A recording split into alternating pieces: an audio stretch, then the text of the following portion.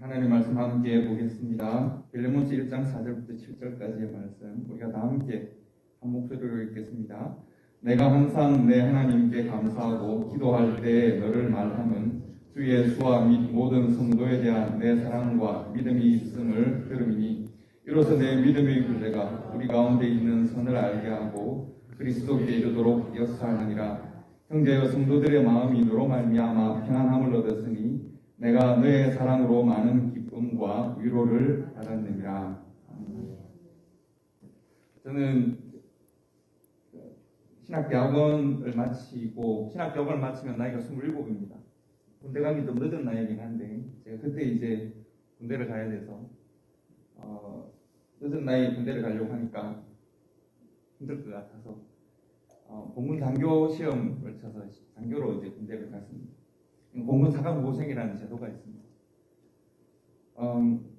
그 사관호생이라는 것이 이제 사관학교를 졸업하는 4년의 기간을 4개월 동안 훈련을 마쳐서 소위로 인관을 시키는 거기 때문에 좀 교육을 좀 힘들게 시키는 측면이 있습니다. 제가 그래서 다른 동기들과 같이 잘 훈련 잘 받았습니다. 사실 훈련 받은 내용이 지금 잘 기억은 나지는 않는데 마치 그림처럼 딱 몇 가지만 기억이 납니다. 그 중에 하나가 전술학이라는 그 과목이 있습니다. 전술학이라는 것이 말을 들으면 대단히 전술적이고 전략적인 걸 할 것 같지만 실은 600명 한 부대 60명 600명이 완전 문장을 하고 연병장을 계속 도는 겁니다. 그냥 이게 50바퀴를 도는데 그게 왜 전술학인지는 모르겠지만 일단은 한 두세 시간을 계속 뛰기만 하는 그 수업입니다. 그래서 단결력을 어떻게 하고 이런 이야기를 막 합니다. 저는 이렇게 뛰는 것이 많이 힘든 편은 아니라서 잘 뛰었습니다. 그런데 어느 날 이렇게 우리가 3월에 입대를 해서 7월에 인강을 하는데 한 4, 5월 된 것 같아요. 근데 그날도 뛰는데 가끔씩 그럴 때 있지 않습니까? 평소에 잘 하던 것도 어느 날 갑자기 너무 하기 싫을 때가 있죠. 그날은 정말 너무 뛰기가 싫은데 저는 이제 1번이어서 기억하다 보니 1번이어서 맨 앞줄 맨 왼쪽에 뛰고 있는데 너무 뛰기가 싫은데 그래서 제가 꾀를 피웠어요.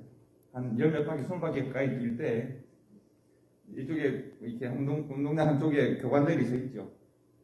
한쪽으로 돌 때 여기는 숲이 많이 있었는데 마치 제가 너무 아프다는 듯이 하고는 이제 숲으로 뛰어들었어요.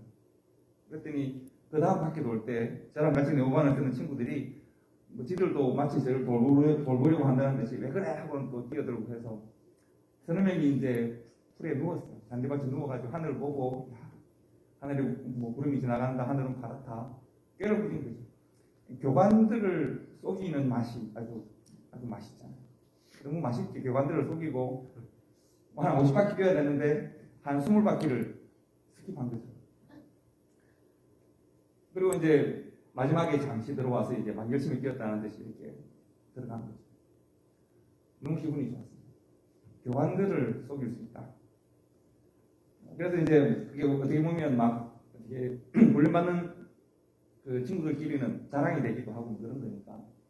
그리고 그 다음 날이 되었는데 수요일이었는데 그 다음 날 이제 종교 활동이라고 교회를 좀 맞춰서 가는데 종교 활동을 할 때 교회 가는 팀장이 제가 전도사를 하러 왔다고 사회에서 전도사 생활을 하다가 군대 왔다고 저를 교회 가는 팀을 이끌어서 가야 되는데 가는데 어떤 동기생 하는 사람이 영도고생하고 저를 불렀어요.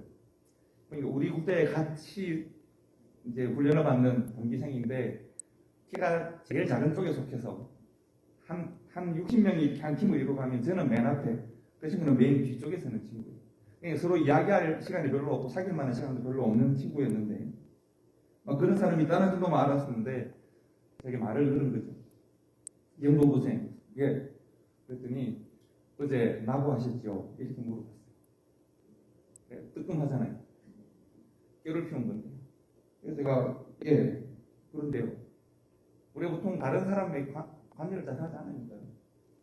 그런데 그 친구가 나고했던 걸 딱 찍어서 나고하셨죠? 그런데 왜요? 그랬더니 다음부터 나고하지 마세요. 이렇게 하는 거예요.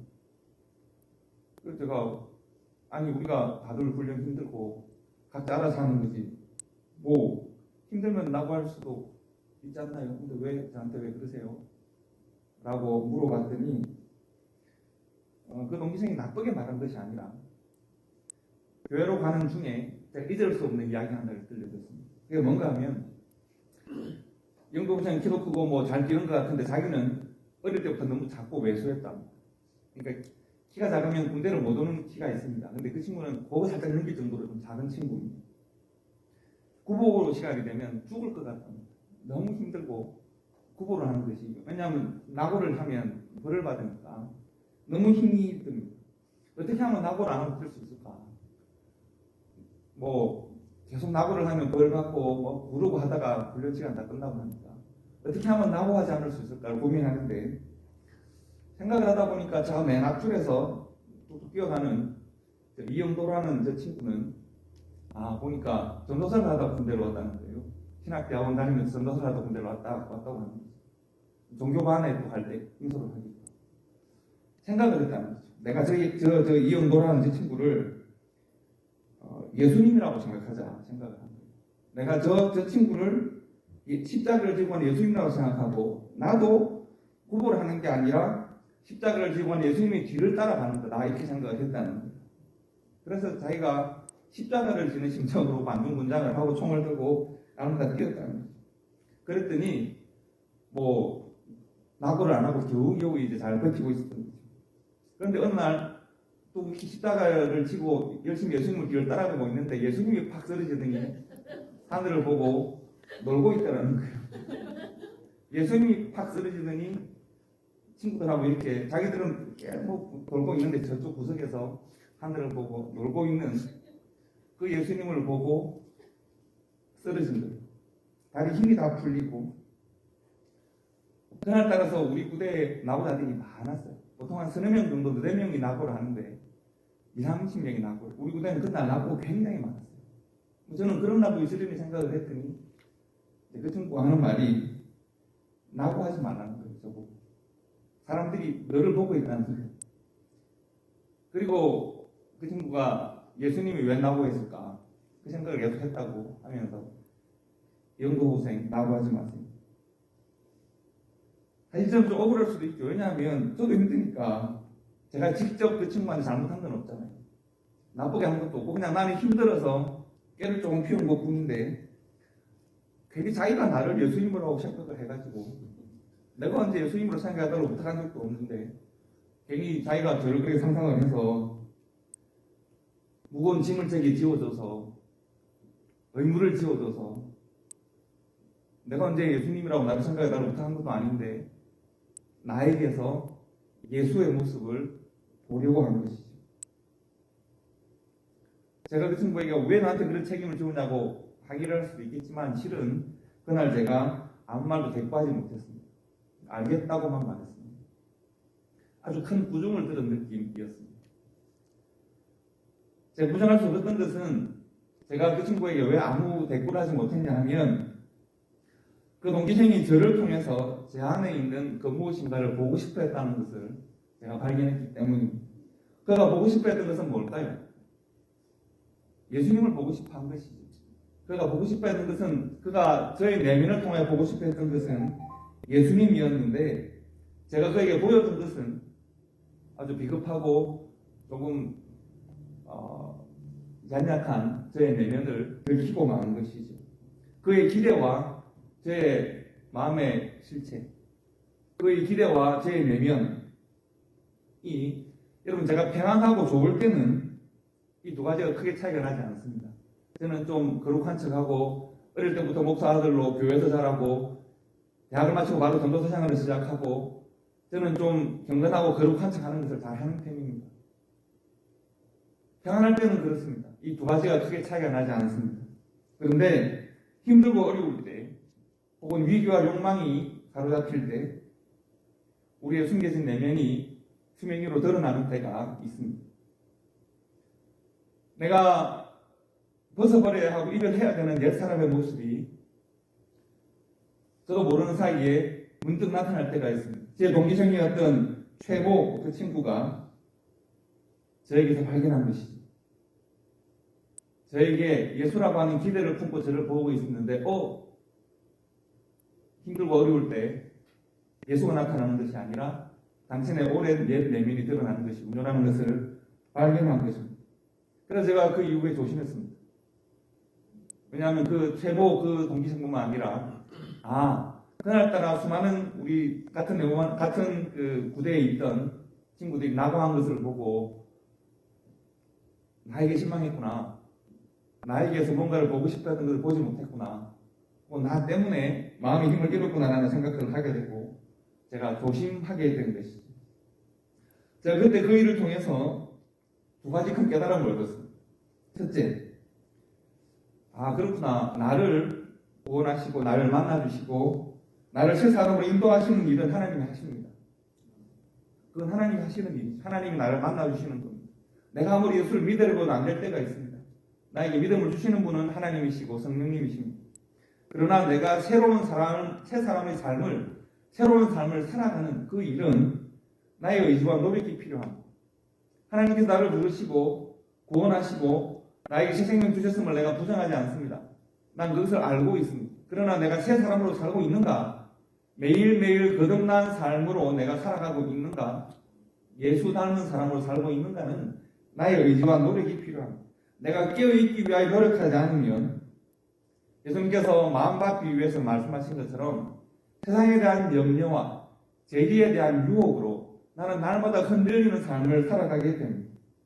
쉽게 옛사람이 나타나고 새 사람으로 살아가는 일에 실패하게 됩니다. 이것은 하나 그래서 깊이 깨달았습니다. 내가 잠시 힘들고 어려운 일상에 내 마음을 잃어버린 것입니다.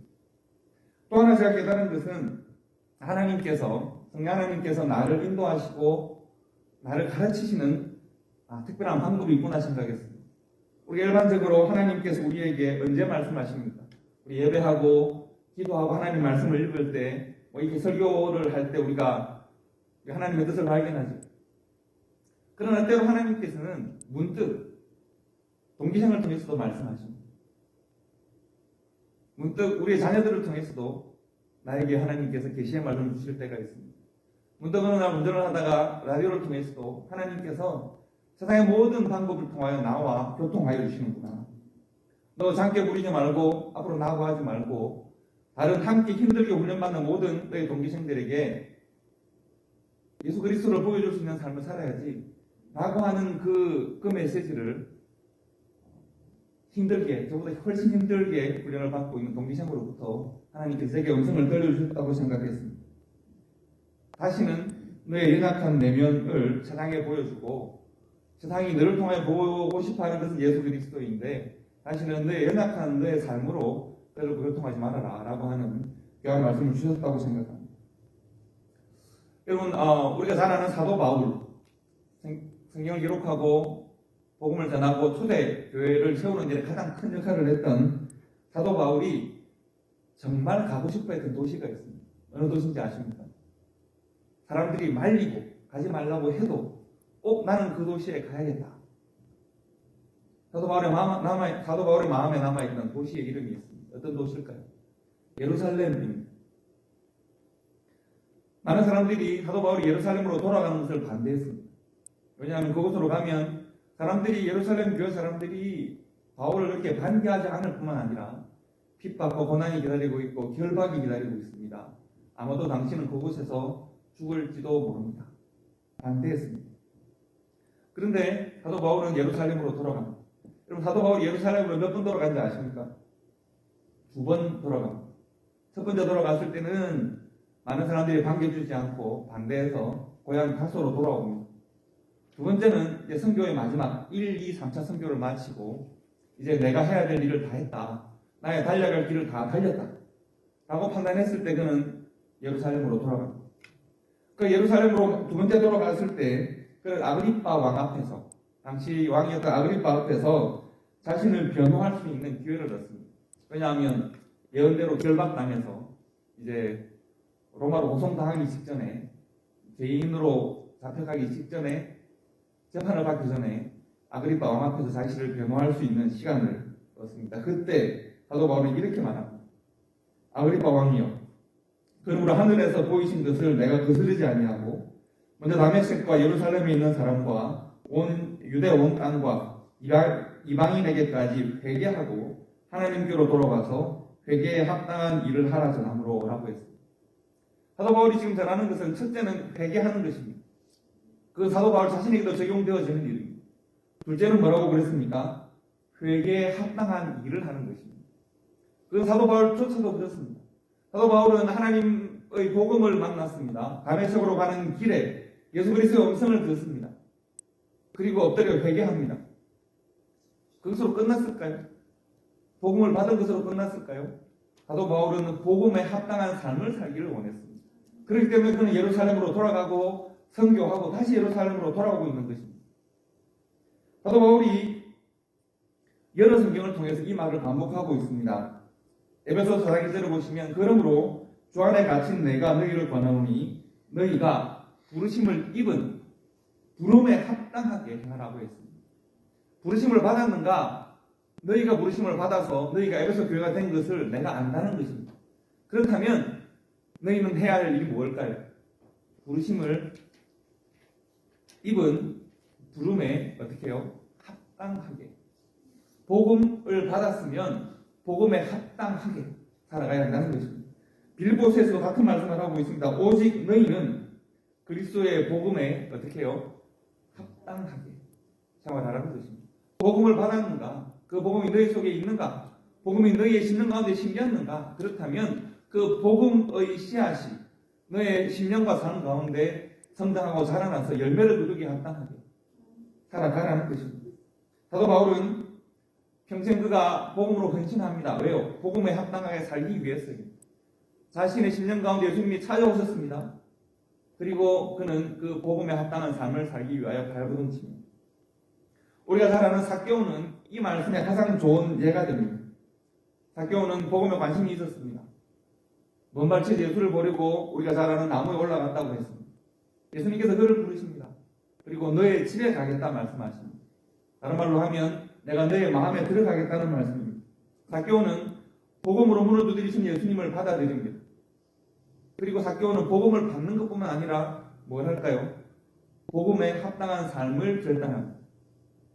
삭개오는 복음에 합당한 삶을 살기 위해서 이전에는 그가 재물에 초점을 맞춘 삶을 살았습니다. 그는 세리였고 그는 유대의 관리였지만 또한 로마의 관리였습니다. 유대인이면서 로마에 부역하는 로마의 관리로 살았습니다. 그런데 이제 그렇게 살아가면서 재물을 모으는 일이 자신의 삶의 가장 큰 가치요, 큰 목표였는데 예수를 만나고 난 다음 복음을 받아들이고 난 다음 삶의 목표가 바뀝니다. 삶의 가치가 바뀝니다. 복음에 합당한 삶을 살기로 결정합니다. 재물의 반을, 내 모든 재산의 반을 나누어서 내가 가난한 이들을 돕겠습니다. 내가 그리고 불법으로 다른 사람의 재물을 취한 일이 있으면 4배를 갚겠습니다. 더 이상 재물은 나의 삶의 중요한 가치가 아닙니다. 나는 복음의 가치가 인도하는 삶을 살겠습니다. 이것이 삭개오의 결단이었습니다. 바울 또한 삭개오와 비슷한 과정을 경험합니다. 그는 주님의 부르심을 받은 후에 복음에 합당한 삶을 살기로 결정하고 좋은 예를 보여줍니다. 이것이 에베소서 말씀에 잘 나와 있는데요. 우리 에베소서 말씀을 한번 보시겠습니다. 에베소 4장 21절부터 보시면 이렇게 되어 있습니다. 진리가 예수 안에 있는 것 같이 너희가 참으로 그에게서 듣고 또한 그에게서 가르침을 받았을진데, 즉 진리가 복음이 너희 속에 있는가를 먼저 물어보는 것입니다. 그렇다면 복음 가운데 있다면 너희는 유혹의 욕심을 따라 썩어져가는 구습을 따르는 옛 사람을 벗어버려야 합니다. 그리고 심령이 새롭게 되어야 합니다. 오직 심령으로 새롭게 되어서 24절에 보시면 하나님을 따라 의와 진리의 거룩함으로 지으심을 받은 새 사람을 입어야 합니다. 21절에서 너에게 복음이 있는가를 물어보았고 23절에서 심령이 새롭게 되었는가를 물어봅니다. 그리고 22절과 24절에서는 옛 사람을 벗고 새 사람을 입어야 한다. 복음이 있다면 복음에 합당한 삶으로 변화되어져야 한다는 것입니다. 그렇기 때문에 그는 복음을 만난 후에 다메섹에서 먼저 복음을 전하고 그리고 예루살렘으로 돌아갔습니다. 돌아가서 내가 복음으로 말미암아 변화되었습니다라고 예루살렘 교회 성도들에게 말을 했는데 예루살렘 교회 성도들이 차갑습니다. 왜 차가울까요? 그들은 기억을 가지고 있습니다. 사도 바울은 그 얼마 전에 예수 연단의 이유로 스데반을 죽인 사람입니다. 수많은 성도들과 교회를 핍박한 사람입니다. 그가 어느 날 갑자기 변화되었다고 와서 내가 예수를 믿게 되었다고 말을 하니까 아직까지 불신하는 거예요. 바나바가 그를 도와주었지만 예루살렘 교회 성도들이 차갑습니다. 그리고 그는 다메섹으로 돌아갑니다. 그곳에서 하나님의 때가 올 때까지 그가 기다리고 또 기다렸다가 다소로 돌아가서 고향으로 돌아가서 그가 이제 하나님 부르신 때를 기다렸다가 말씀을 전하기 시작합니다. 도란노에서 말씀을 전하고 안디옥에서 말씀을 전합니다. 그리고 그것에서 1차, 2차, 3차 선교여행을 마치고 그가 나이 많아서 내가 달려갈 길을 다 달렸을 때 그는 그 마음의 소원 하나를 여전히 가지고 있습니다. 어떤 소원일까요? 예루살렘으로 돌아가는 겁니다. 그곳에서 그들과 함께 화해하고 싶습니다. 그곳에서 내가 복음으로 변화되었음을 보여주고 싶습니다. 선교지를 두루 다니면서 선교에 수많은 열매를 거두었지만 그러나 나는 예루살렘으로 돌아가고 싶습니다. 많은 사람들이 그곳에 가면 그곳이 당신의 무덤이 될 것이고 결박당할 것이고 죽을 것입니다. 그러나 나는 예루살렘으로 돌아가고 싶다는 것입니다. 그게 사도 바울의 마지막 모습이었습니다. 사도 바울은 성령이 말한 대로 많은 사람들이 말리는 대로 예루살렘에서 붙잡혀서 로마로 가서 로마에서 순교하게 되죠. 그러나 사도 바울이 왜 예루살렘으로 가고 싶어 했던가? 물론 사도 바울이 이방 땅을 다니며 전했던 그 복음을 예루살렘에서 다시 한번 확정하여 전하고 싶은 그 마음이 있었겠지만 그러나 예루살렘은 사도 바울이 마음으로 돌아가야 할 그곳에 있는 성도들과 함께 회복해야 할 관계가 있는 그런 곳이었습니다. 마치 누가 어디로 돌아간 것 같을까요? 우리 계속적인 말씀을 보고 있는 빌레몬서에서 오네시모가 빌레몬이 있는 골로새로 돌아가야 하는 것과 같은 것입니다. 저희 동기 목사님 중에 한 분이 페이스북에 아주 좋은 글을 하나 썼습니다. 이렇게 썼습니다. 한국 교회는 로마서에서 이신덕이 세상을 가르쳤다. 이신덕이라는 건 뭔가 하면 오직 믿음으로 말미암는 구원을 말하는 겁니다. 한국 교회 특히 장로교회는 이 세상이 핵심적인 세상입니다. 한국 교회는 로마서에서 이신덕의 세상을 가르쳤지만 복음의 원조인 예수님의 산상보훈을 집중해서 가르치지 않았다. 이로 인해서 행동과 신앙이 분리되는 비염적인 성도들을 양산했다. 믿음으로 구원을 얻는다는 바울 신학과 믿음은 주님의 뜻대로 행하는 것이라는 복음서의 가르침이 함께 강조되지 않는다면 그릇된 신앙으로 교회를 이끌고 있는 것이다. 성도들은 자신들이 참된 믿음으로 복음에 합당한 삶을 살고 있는지를 돌아보아야 한다. 이렇게 썼습니다. 저는 이 말에 한 100번쯤 아멘합니다. 맞는 옳은 이야기. 믿음으로 구원을 얻는다는 것은 당연히 옳은 이야기입니다. 그러나 동정이 한면으로만 이루어지지 않는 것처럼 믿음으로 얻는 구원은 복음에 합당한 삶으로 하나님 영광 돌리는 삶과 함께 있어야 하는 것입니다. 한국교회가 지난 100년간 놀랍게 성장했습니다. 하지만 한국교회가 부정할 수 없는 신앙적 약점이 있습니다. 우리는 믿음으로 얻는 구원에 집중한 나머지 믿는 것 외에는 아무것도 하지 않는 교회가 되고 말았습니다. 교회가 성도가 빛과 소금이 되어야 한다라고 하는 것을 선언하고 그렇게 생각하는 것을 하는데 어떻게 하라고 물어보면 글쎄요라고 대답할 수밖에 없는 우리가 무엇으로 세상에 빛 비추고 무엇으로 세상에서 소금의 역할을 감당해야 하는지를 잘 모르겠습니다. 복음에 합당한 삶을 살아야 할 텐데 복음이 나에게 원하는 것이 무엇인지는 잘 가르치지 않았고 배우지 않았고 고민하지 않았고 알려고 하지 않았습니다. 한국교회를 상징하는 가장 좋지 못한 예 하나가 소위 말하는 개털모자 이야기라고 생각합니다. 천국에 갔더니 금밀류관도 있고 은밀류관도 있고 개털모자도 있고 이런 이야기. 천국에 대한 잘못된 생각을 넣어주는 가장 대표적인 이야기입니다. 그래서 부끄러운 구원이라도 받으면 되지 지옥 가는 건 낫지 이런 이야기를 하게 되는 겁니다. 천국의 본질과는 전혀 상관이 없는 이야기입니다. 믿음으로 얻는 구원에 대하여 예수님께서 가르치셨습니다. 그리고 예수님은 복음에 합당한 삶을 살 것을 또한 강조하셨습니다. 왜냐하면 복음에 합당한 삶을 살아야 그 복음이 내 속에서 하나님의 말씀이 육신이 되어지는 것이고 그 복음이 내 속에 역사하는 것이고 그 복음이 나의 삶이 될 때 세상이 나를 통하여서 예수 그리스도를 발견할 수 있기 때문에 그렇습니다. 그래서 저는 우리 사바나 초대교회 우리가 지금 작은 모습으로 시작하지만 그러나 우리가 주님 오시는 날까지 이 교회가 존재한다고 볼 때 이 교회 성도들이 우리 자신들에게 계속 물어야 할 질문이 있습니다. 첫 번째 질문은 뭔가 하면 우리 안에 복음이 있는가 하는 것입니다. 내가 예수 믿는 믿음으로 구원을 얻는 이 복음이 내 안에 있는가? 우리가 이 질문에 대하여 아멘 한다면 우리 안에 복음이 있습니까? 아멘, 내 안에 복음이 있습니다. 그렇다면 두 번째 물어야 될 질문은 뭘까요? 그렇다면 우리는 복음에 합당한 삶을 살고 있습니까? 하는 것입니다. 내 안에 복음이 있는데 내가 복음에 합당한 삶을 살지 못한다면 그것은 나의 본성, 나의 성품, 나의 삶의 가치와 복음이 충돌하는 것입니다. 복음이 내 안에 있는데 내가 복음으로 살지 못합니다. 왜냐하면 나는 이 복음에 충돌하는 나의 삶의 원리를 가지고 있기 때문입니다. 라고 고백하는 것과 마찬가지입니다.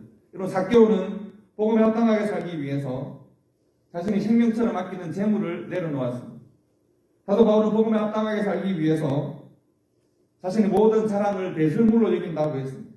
그는 예루살렘으로 결국 돌아갑니다. 그곳에서 포박당하고 결박당하고 로마로 가서 순교당합니다. 오네시모는 어떻습니까? 우리가 빌레몬스를 지금 세 번째 생각합니다. 오네시모는 내가 로마에서 사도 바울을 만나고 그의 사랑하는 아들이 되고 그의 사랑하는 동력자가 되었는데 그런데 하나님께서 사도 바울을 통하여서 골로새로 돌아가라고 합니다. 도망쳐 나온 나는 노예의 신분인데 도망쳐 나온 귀족에게 노예의 주인에게 돌아가라는 겁니다. 세상의 상식이 나에게 말하는 것은 돌아가면 죽는다는 것입니다. 그러나 사도 바울이 예루살렘으로 돌아가려고 했던 것처럼 오네시모는 골로새로 돌아갑니다. 빌레몬에게로 돌아갑니다. 빌레몬은 어떻게 했을까요? 오네시모를 받았습니다. 자신에게 복음에 합당한 삶을 살기 위하여 죽음의 두려움을 넘어서고 자기에게 다가온 오네시모를 받아들입니다. 믿음으로 받아들입니다. 이것이 복음입니다. 복음은 우리의 마음의 변화를, 가치의 변화를, 삶의 변화를 요청합니다. 썩어가는 모습을 쫓는 옛 사람을 벗어버리라고 말씀합니다. 하나님을 따라서 의와 진리의 거룩하심으로 지으심을 받은 새 사람을 입어나는 것입니다. 한 번이 아닙니다. 내가 한 번 새 사람을 입으면 이제 나는 뭐 괜찮지 뭐가 아니라 오늘만 그런 것이 아니라 지속적이고 반복적으로 주님을 다시 만날 때까지 성령 하나님의 도우신 가운데 날마다 복음에 합당한 삶을 살기 위하여 발꿈치고 노력하고 자신들을 돌아보고 애써야 하는 것입니다. 비로소 세상이 우리를 통하여 예수를 볼 때까지 세상이 우리를 통하여 예수를 만날 수 있도록 우리가 날마다 우리 자신을 복음에 합당한 삶을 살아가기 위하여 노력해야 하는 것입니다.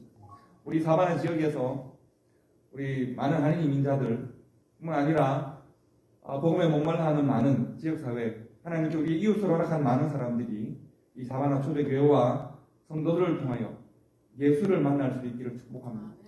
예수를 만날 자격과 그들이 예수를 만날 수 있도록 우리의 변화와 우리의 성장과 우리의 날마다 새롭게 되는 삶을 기대합니다. 우리 하나님께서 사도 바울을 통하여 빌레몬에게 주시는 말씀처럼 주 예수와 모든 성도에 대한 너의 사랑과 믿음이 있음을 우리가 들었다. 너의 믿음의 교제가 우리 안에 있는 믿음을 알게 하고 선을 알게 하고 예수 그리스도를 사람들이 알 수 있도록 역사할 것이다. 성도들이, 이웃들이, 이 지역사회 사람들이 너로 말미암아 평안함을 얻고 너의 사랑으로 말미암아 기쁨 위로를 얻을 것이다. 사도 바울은 지금 빌레몬을 이렇게 축복하고 있습니다. 이러한 축복의 말씀들이 우리 초대교회의 말씀이 되기를 원하고 이 지역사회 많은 사람들이 동시대를 사랑하는 우리 이웃들이 초대교회를 통하여 하나님의 은혜와 긍휼하심과 예수 그리스도의 십자가를 발견하고 전달할 수 있는 우리 사랑하는 초대교회 되실 수 있기를 주님의 이름으로 축복합니다. 기도하겠습니다.